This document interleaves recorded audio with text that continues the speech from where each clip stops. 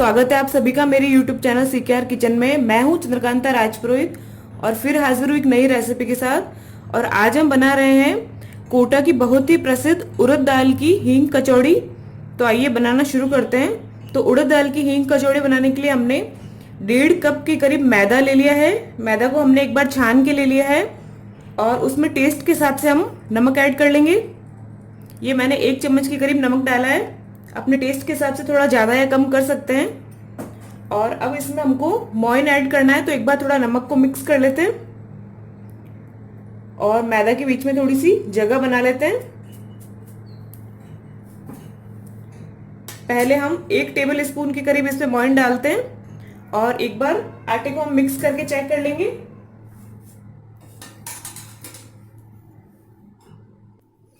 तो मैदा को एकदम हाथ से इस तरीके से मसल कर मोइन को मिक्स करना है मैदा में।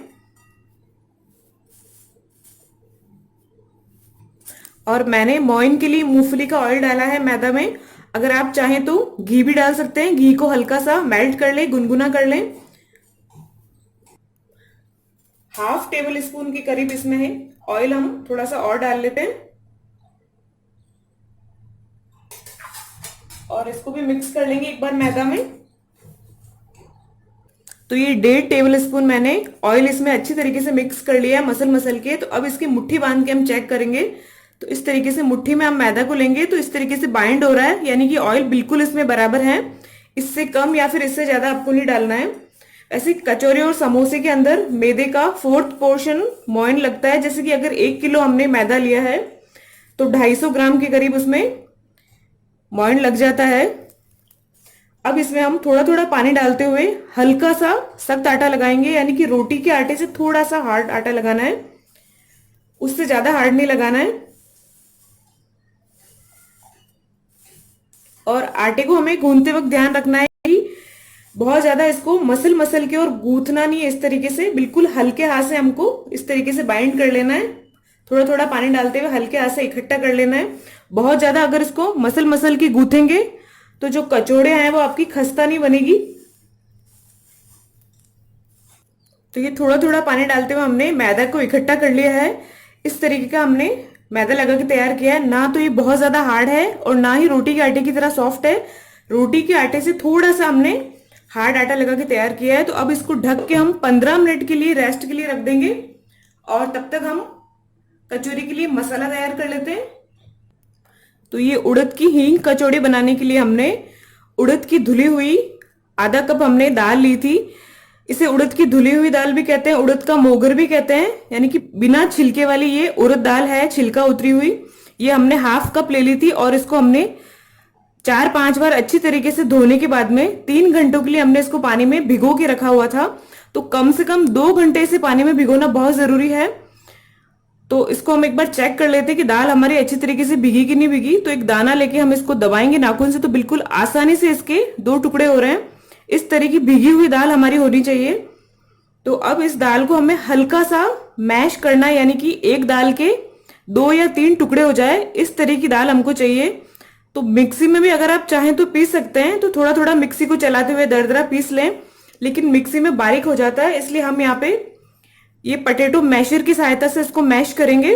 तो दाल का पानी सारा हमने निकाल लिया है, इसको एकदम निथार दिया है हमने।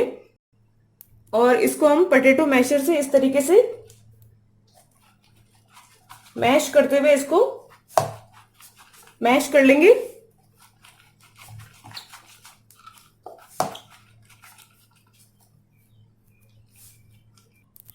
और चाहे तो पोटैटो मैशर की जगह हम इस तरीके का जो चॉपर आता है, चॉपर में भी दाल को अच्छी तरीके से हम बारीक कर सकते हैं। तो ये आधी दाल हमने पोटैटो मैशर से बारीक कर ली है और आधी दाल मैं आपको चॉपर में बारीक करके दिखाती हूँ। ये पोटैटो मैशर से भी फटाफट और इजीली इसमें चॉप हो जाती है।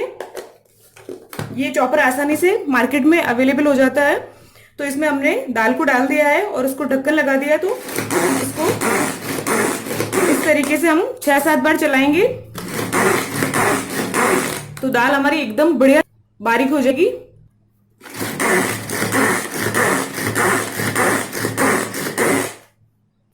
तो ये 8-10 बार हमने चॉपर को चलाया तो दाल हमारी एकदम अच्छे तरीके से एकदम बारीक हो गई है। तो बिल्कुल इसी तरीके की हमको दाल चाहिए। एक दाल के 3-4 या फिर 2-3 टुकड़े हो गए हैं। इस तरह की बारीक दाल हमको तैयार करनी है। तो इसको भी हम इसी दाल में निकाल लेते हैं। अगर आप चाहें तो जो चटनी बनाने का सिलबट्टा होता है, पत्थर होता है, उस पर रखकर भी इसको इस तरीके का मोटा मोटा क्रश कर सकते हैं सिलबट्टे पे भी। तो अब हम मसाला बनाना शुरू करते हैं हींग कचौड़ी का। कचौड़ी का मसाला बनाने के लिए हमने कढ़ाई में 3 टेबल स्पून ऑयल को गर्म होने के लिए रख दिया है। तो यहाँ ऑयल हमारा गर्म हो रहा है, तब तक हमने हींग पाउडर ले लिया है। 1 चम्मच के करीब ये हींग पाउडर है। इस कचौरी का जो मेन टेस्ट है वो इस हींग से ही आता है। जैसे कि नाम ही इसका कोटा हींग कचौड़ी है, तो हींग का यूज हमें ज्यादा करना है। तो मैंने 1 चम्मच हींग ले ली है और इसको हम थोड़ा सा पानी में घोल के रख लेंगे। तो इसमें मैंने 2 छोटी चम्मच पानी डाल दिया है और इसको मिक्स कर लेंगे। तो हम दूसरी तैयारी करेंगे, तब तक ये हींग पानी में अच्छी तरीके से मिक्स होकर रेडी हो जाएगी। तो इस तरीके से पानी में घोल के हम हींग डालेंगे तो कचौड़ी में बहुत ही शानदार हींग का स्वाद आएगा। तो इसको हम मिक्स करके रख देते। तो ऑयल हमारा गर्म हो चुका है। तो हमने तड़के के लिए लिया है 1/2 चम्मच जीरा और 1 बड़ा चम्मच हमने ले ली है सौंफ। तो सौंफ को हमने थोड़ा सा क्रश कर लिया है, जिसमें कुछ सौंफ बारीक है और थोड़ा सा सौंफ का पाउडर भी मिक्स है, यानी कि दरदरी पिसी हुई हमको सौंफ चाहिए। और 1 बड़ा चम्मच ही हमको दरदरा पिसा हुआ खड़ा धनिया चाहिए, यानी कि साबुत धनिया। तो इन तीनों का हम इसमें तड़का लगा लेते हैं और गैस का जो फ्लेम है वो बिल्कुल स्लो रखेंगे हम, ताकि मसाले हमारे जले ना, बिल्कुल धीमी फ्लेम पर अच्छी तरीके से फ्राई हो जाए। और बहुत ज्यादा इनको जलाना नहीं है, बिल्कुल हल्का सा फ्राई होने देंगे। और इसके तुरंत बाद हम डाल देंगे इसमें 3 टेबल स्पून यानी कि आधी कटोरी के करीब मैंने बेसन ले लिया है। तो ये बेसन भी हम इसमें डाल देंगे और फ्लेम बिल्कुल स्लो रखना है। बेसन को हमें 2-3 मिनट के लिए थोड़ा सा ऑयल में भुनना है, ताकि बेसन का जो कच्चापन है वो निकल जाए। तो बेसन को हमें लगातार चलाते हुए भुनना है, ताकि बेसन हमारा जले ना। हल्की हल्की सी महक आनी शुरू हो जाएगी और हल्का सा बेसन का कलर चेंज हो जाएगा, तब तक हम इसको भुनेंगे। इसमें 2-2.5 मिनट का समय लगेगा। तो ये बेसन हमारा भुन चुका है। तो अब इसमें हम ड्राई मसाले मिलाएंगे। तो ड्राई मसालों में हमने टेस्ट के हिसाब से सॉल्ट ले लिया है और 1.5 चम्मच हमने लाल मिर्च पाउडर लिया है। अपने हिसाब से थोड़ा कम या ज्यादा कर सकते हैं। और 1/2 चम्मच हमने हल्दी पाउडर ले लिया है। 1 चम्मच ले लिया है हमने धनिया पाउडर। तो ये मसाले इसमें ऐड कर लेते हैं और एक बार हम इसको मिक्स कर लेंगे। तो ये गरम बेसन में जाते ही तुरंत पक जाएंगे मसाले। तो इससे क्या है कि मसाले का काफी अच्छा स्वाद आएगा, कलर भी अच्छा आएगा। और अब इसमें हम ये दरदरी जो पीस के हमने उड़द दाल तैयार की हुई थी वो इसमें ऐड कर देते हैं और मिक्स कर लेते हैं एक बार।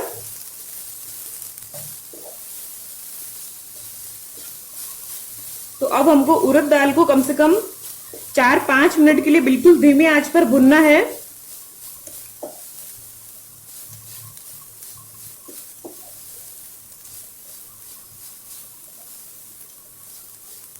बहुत ही शानदार महक आ रही है मसाले की। तो इस मसाले के अंदर आपको उड़द दाल को धीमी धीमी आंच पर भुनना बहुत जरूरी है, तभी आपका एकदम परफेक्ट मसाला बनके तैयार होगा। क्योंकि दाल भी हमारी कच्ची है, हमने इसको पकाया नहीं है। तो इस मसाले के साथ ही दाल हमारी पकेगी। तो एक बार हमने अच्छी तरीके से दाल को मिक्स कर लिया है बेसन और मसालों के साथ। तो अब इसमें हम ये 4-5 काली मिर्च और 1 लौंग को हमने दरदरा सा पाउडर बना के तैयार किया है, तो वो हम इसमें ऐड कर देंगे। इसका बहुत ही अच्छा टेस्ट आता है इस मसाले में। तो एक बार मिक्स कर लेते हैं। और अब इसको लगातार हिलाते हुए 4-5 मिनट के लिए बिल्कुल धीमी आंच पर हम इसको भुनेंगे।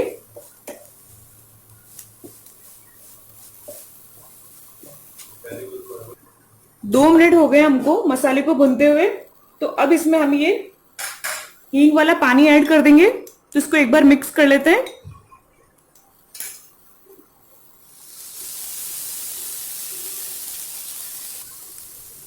और इसको मिक्स कर लेते हैं अच्छी तरीके से।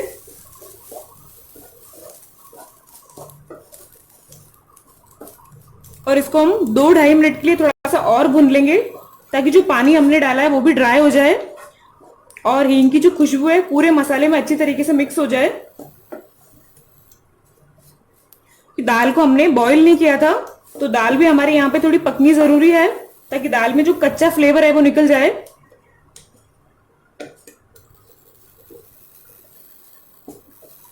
मसाला हमारा जितना धीमी आंच पर अच्छी तरीके से भुना हुआ होगा, उतना ही परफेक्ट आपकी हींग कचौड़ी का स्वाद आएगा।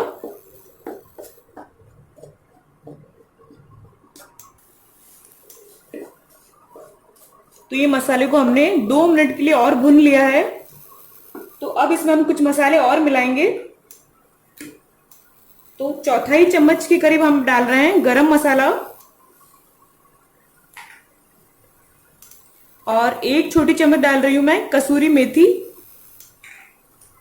और 1 से 1.5 चम्मच डाल रही हूं मैं आमचूर पाउडर। तो आमचूर पाउडर की जगह आप नींबू का रस भी डाल सकते हैं, लेकिन नींबू का रस आप गैस का फ्लेम ऑफ करने के बाद डालें, ताकि उसमें कसेला स्वाद ना आए। और चाहे तो नींबू का सत भी डाल सकते हैं। नींबू के सत को थोड़ा सा बारीक कर लें, सिलबट्टे पर थोड़ा सा बारीक करके पीस के, और उसको 1 चम्मच डाल दें, तो उसका भी काफी अच्छा टेस्ट आ जाता है। तो एक बार हम 1 मिनट के लिए थोड़ा सा चलाते हुए मिक्स कर लेते हैं, ताकि सारे मसाले जो है अच्छी तरीके से मिक्स हो जाए। बहुत ही शानदार महक आ रही है मसाले की। तो इस स्टेज पे आप थोड़ा सा उसको टेस्ट करके और इसमें अमचूर और नमक को बैलेंस कर सकते हैं। अगर आपको कम लग रहा है तो थोड़ा और मिला लें। तो ये मसाला भी देखिए बिल्कुल एकदम खिला खिला हो गया है। ये इस तरीके का जब ड्राई हो जाता है, एकदम भुन के तैयार हो जाता है, तो एकदम दाल का जो दाना दाना एकदम अलग सा दिखना शुरू हो जाता है। तो ये पहचान है कि मसाला हमारा अच्छी तरीके से भुन चुका है। वैसे तो भुनने की बहुत ही शानदार महक आती है, तो महक से हमें पता चल जाता है कि मसाला हमारा एकदम अच्छी तरीके से फ्राई हो गया है। तो गैस को हम ऑफ कर लेते हैं और इसको हम ठंडा होने देंगे।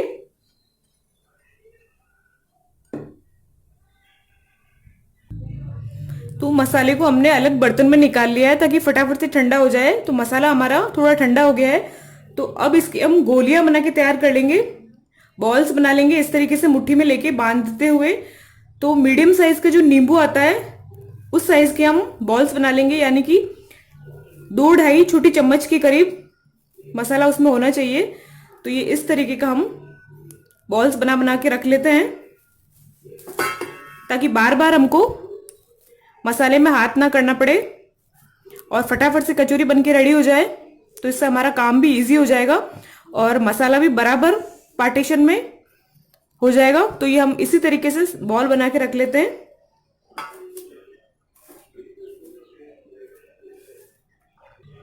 तो ये कचौरी में स्टफ करने के लिए हमने मसाले की बॉल्स बना के तैयार कर लिए हैं, और मैदा को भी रखे हुए कम से कम 10-15 मिनट हो गए हैं। तो एक बार इसको भी हम थोड़ा सा हाथ से बाइंड करके थोड़ा सा चिकना कर लेते हैं। मैदे को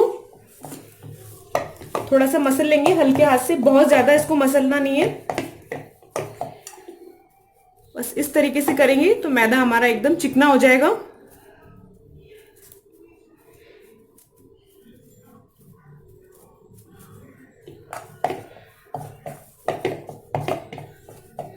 तो ये हमारा बिल्कुल परफेक्ट, ना हार्ड और ना ही बहुत ज्यादा सॉफ्ट मैदे का डो लग के रेडी हो गया है।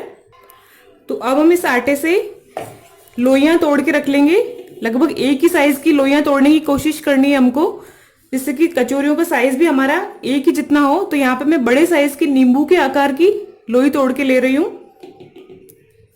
तो यहाँ कचौरी जो है हम मीडियम साइज की बना रहे हैं। मोगर की कचौरी बहुत ज्यादा बड़े साइज की नहीं होती है, आप चाहें तो थोड़ी सी छोटी या थोड़ी सी बड़ी कर सकते हैं अपने हिसाब से। तो ये सारी लोइयां हम तोड़ के तैयार कर लेते हैं, लगभग एक ही साइज की।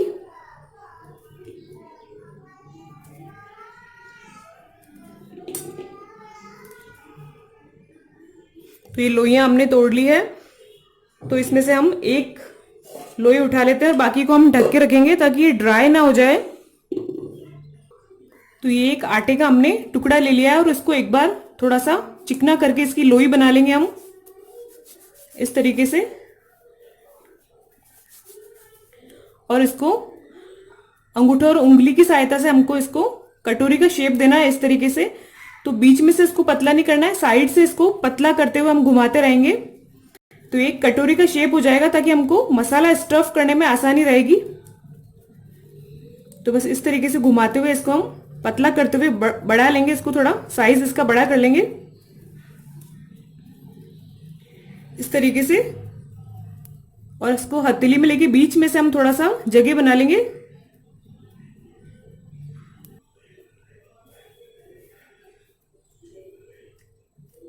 तो ये हमारा कटोरी का शेप रेडी है। तो अब इसमें हम ये मसाले वाली बॉल रख देंगे, और मसाले की बॉल को अंदर की तरफ दबाते हुए हमको मैदा जो है ऊपर की तरफ करना है इस तरीके से।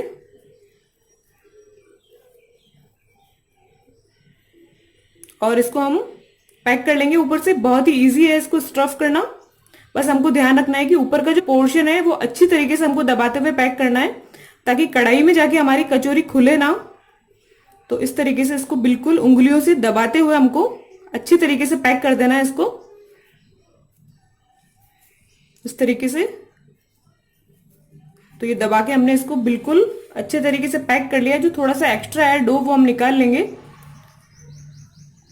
और इसको उंगली से दबा देंगे, और हल्के हाथ से इसको पलट लेंगे हम इसको बॉल को, और हल्के हाथ से इसको दबा देंगे। बहुत ज्यादा प्रेशर नहीं लगाना है। तो ये चपटा हो गया है, तो अब हथेली की सहायता से हम बिल्कुल हल्के हाथ से इस तरीके से दबा देंगे। इससे क्या है कि कचौरी का साइज भी थोड़ा बड़ा हो जाएगा और मसाला कचौरी की चारों तरफ फैल जाएगा। अगर कहीं से थोड़ी ज्यादा मोटी अगर आपको लग रही है तो हथेली की सहायता से दबाते हुए इसको हल्के हाथ से थोड़ा सा बढ़ा लेंगे, ताकि ये इक्वल हो जाए, बिल्कुल एक जैसी हो जाए। तो बहुत ही आसान है कचौरी को स्टफ करना। बस ध्यान रखना है कि पैक अच्छी तरीके से होनी चाहिए, ताकि कढ़ाई में जाके खुले नहीं। तो ये बिल्कुल रेडी है, कचौरी स्टफ होगी। तो इसी तरीके से सारी कचौरी को भर के तैयार कर लेंगे हम। तो ये हमने 5-6 कचौरी को स्टफ करके तैयार कर लिया है। तो ये ऑयल हमारा गर्म हो गया है। तो यहाँ पे कचौरी को तलने के लिए ऑयल हमको बिल्कुल हल्का गर्म ऑयल चाहिए, बहुत तेज ऑयल हमको गर्म नहीं करना है। तो एक बार हम चेक कर लेते हैं। तो एक मैदा की हमने बॉल बना के ऑयल में डालते हैं, तो बिल्कुल हल्के हल्के से बबल्स आ रहे हैं और आटा बहुत धीरे से उठ के ऊपर आ रहा है, यानी कि ऑयल हमारा हल्का ही गर्म है। तो इसी तरीके का हमको ऑयल चाहिए। अगर ऑयल आप बहुत ज्यादा तेज गर्म करेंगे तो कचौड़ी आपकी तुरंत ही 2-3 मिनट में ऊपर ऊपर से सिक के तैयार हो जाएगी और अंदर से कच्ची रह जाएगी। तो ये बहुत ज्यादा आपको ध्यान रखने वाली बात है कि ऑयल बिल्कुल मीडियम गर्म हमको रखना है। ऑयल में डालते हैं, तो एक एक करके हम डाल देंगे। तो एक बार में हमको उतनी ही इसमें डालनी है कि हम इजीली इनको उलट पलट कर सकें। तो जितनी आपकी कढ़ाई में आसानी से आ जाए एक बार में उतनी ही डालें।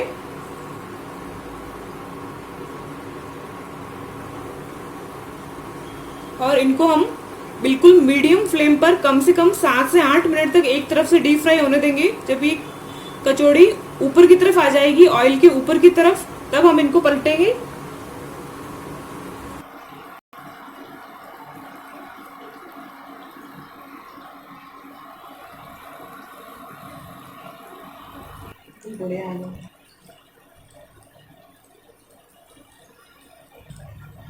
तो ये कचौड़ियां जैसे जैसे सिकनी शुरू होती है वैसे वैसे ये फूल कर ऑयल के ऊपर आने लग जाती है, एकदम ऑयल के ऊपर तैरनी शुरू हो जाती है।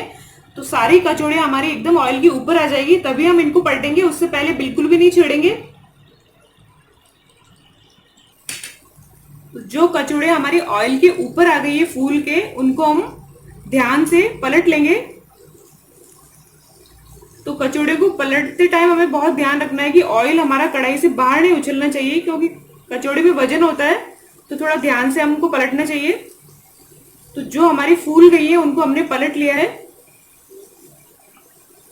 तो दूसरी तरफ से भी इसी तरीके से कम 6 से 7 मिनट हम इनको मीडियम फ्लेम पर बिल्कुल डीप फ्राई होने देंगे।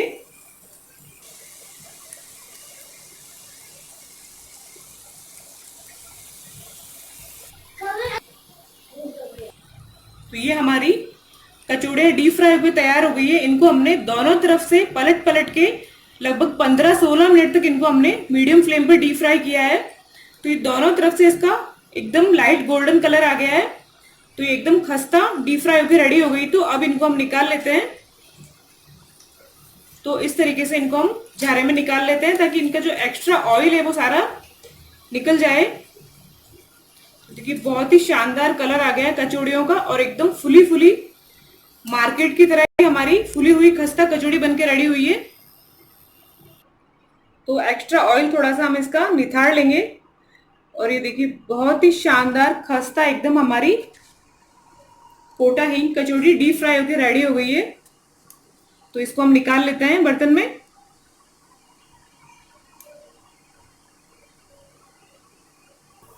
तो एक बैच तलने के बाद ऑयल थोड़ा हाई गर्म हो जाता है, तो हम एक बार चेक कर लेते हैं। तो ये देखिए तुरंत जो है आटे की गोली ऊपर उठ के आ रही है, यानी कि ऑयल ज्यादा गर्म हो गया है। तो दूसरा बैच डालने से पहले हम ऑयल को थोड़ा सा ठंडा होने देंगे। तो ऑयल हमने हल्का ठंडा कर लिया है। तो इसी तरीके से दूसरा बैच भी हम डीप फ्राई कर लेते हैं।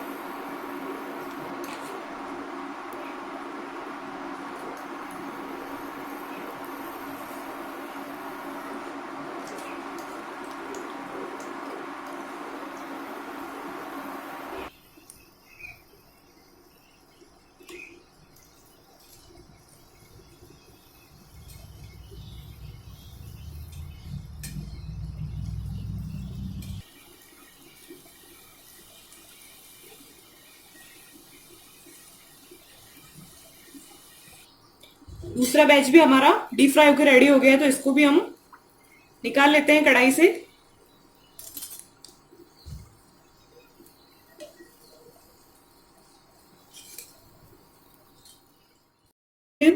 हींग कचौड़ी बनके बिल्कुल तैयार है, बहुत ही शानदार बनके तैयार हुई है।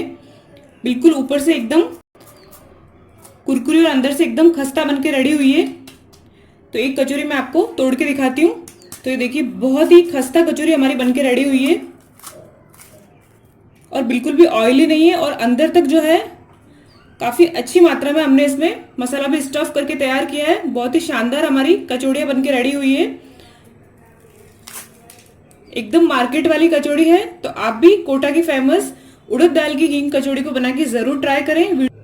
वीडियो पसंद आए तो लाइक करें, शेयर करें, चैनल को सब्सक्राइब जरूर करें, बेल आइकन को दबाना बिल्कुल ना भूलें ताकि आपको नए वीडियो का नोटिफिकेशन मिल सके। और इस कचौड़ी के साथ आप इमली की चटनी या फिर अमचूर की चटनी, हरी चटनी के साथ सर्व करें, बहुत ही टेस्टी लगती है। चटनियों की रेसिपी मैंने अपने चैनल पर डाली हुई है, तो आप वहां जाके चेक कर सकते हैं। और मैं कचौड़ी की रेसिपी में भी चटनियों का लिंक दे दूंगी, तो वहां जाके आप चेक कर सकते हैं। तो फिर मैं मिलूंगी एक नई रेसिपी के साथ, तब तक के लिए आप सभी का बहुत बहुत धन्यवाद।